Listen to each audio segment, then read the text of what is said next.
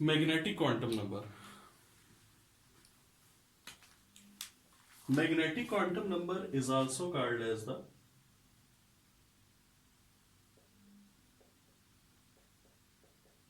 orbital orientation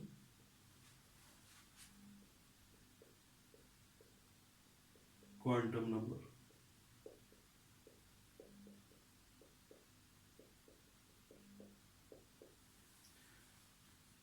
The idea of magnetic quantum number was provided by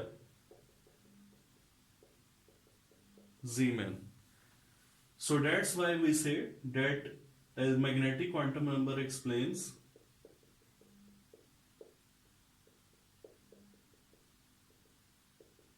Zeeman effect.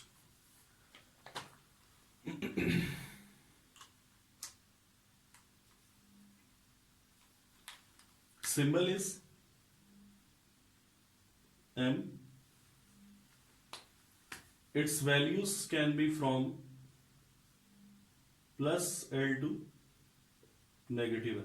It means the value of magnetic quantum number, that is directly depending on the value of the azimuthal quantum number.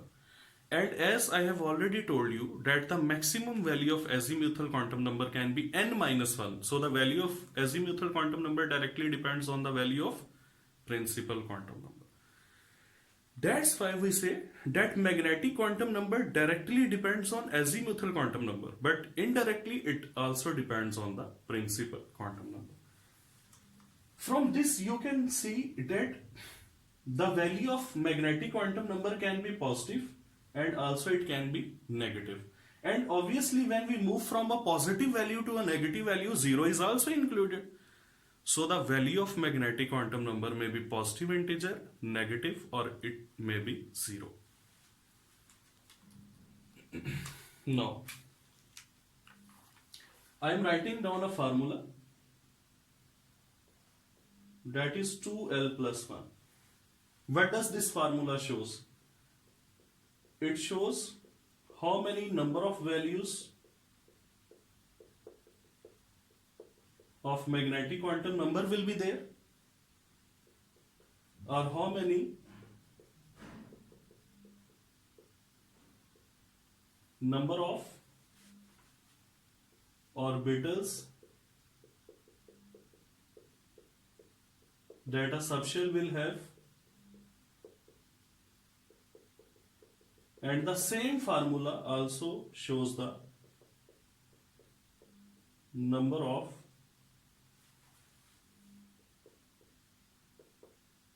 orientations of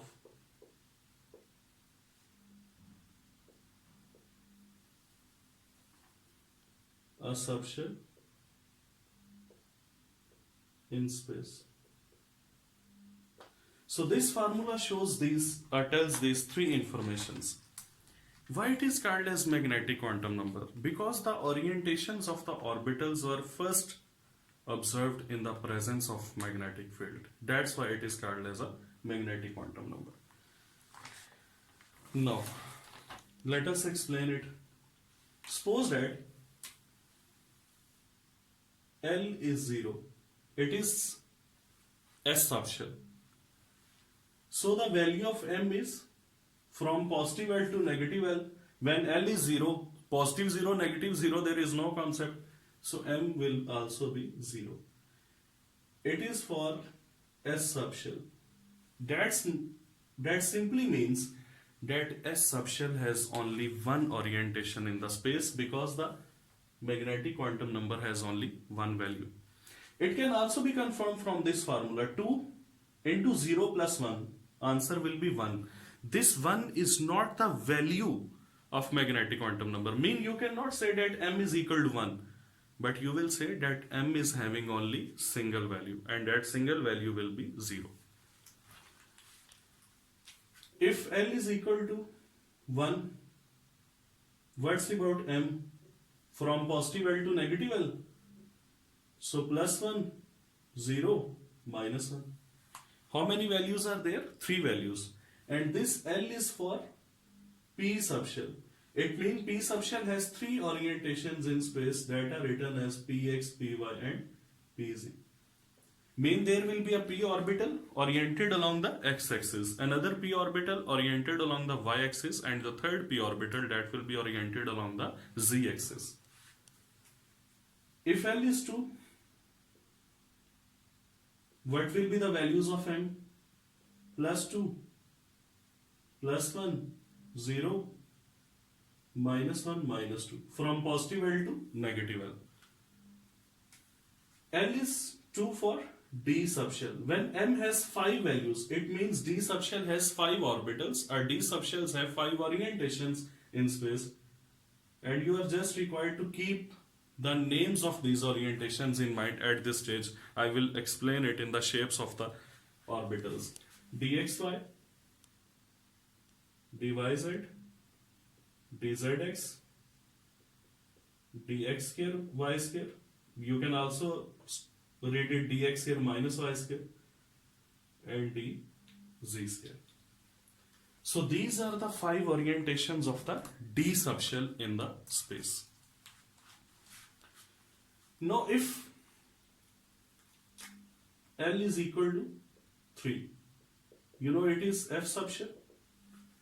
For this F subshell, how many values of M?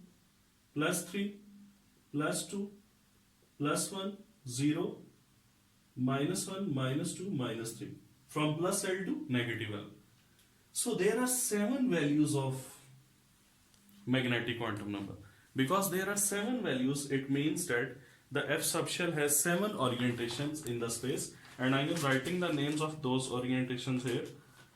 That is F z cube, F x y z,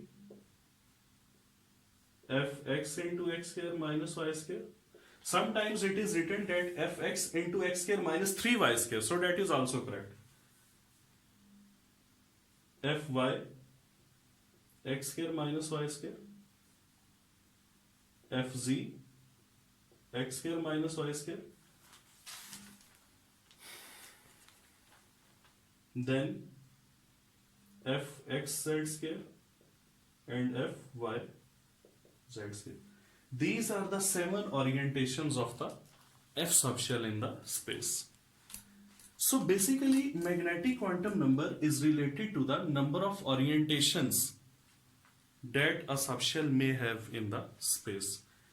S is subshell as well as an orbital. P is subshell having 3 orbitals. D is subshell having 5 orbitals. F is subshell having 7 orbitals. Just keep this one line in your mind. One orbital can have maximum of 2 electrons. Now look at this. S is an orbital, that's why it is having just 2 electrons. 2, 2, 2. P is having total 6 electrons. 2, 2, 2, 2 and 2. Means 2 multiplied by 5, D is having 10 electrons, and F has 7 orbitals. One orbital can have maximum of 2 electrons, so 7 into 2, that will be equal to 14. That's why we say that F can have maximum of 14 electrons. At this level, it is just required to keep all these informations in your mind. At the end of this lecture, I will correlate all the quantum numbers together. Now, without wasting time, let me tell you one thing more, that these are also called as degenerate orbitals, because in the absence of the magnetic field, they have all same energy.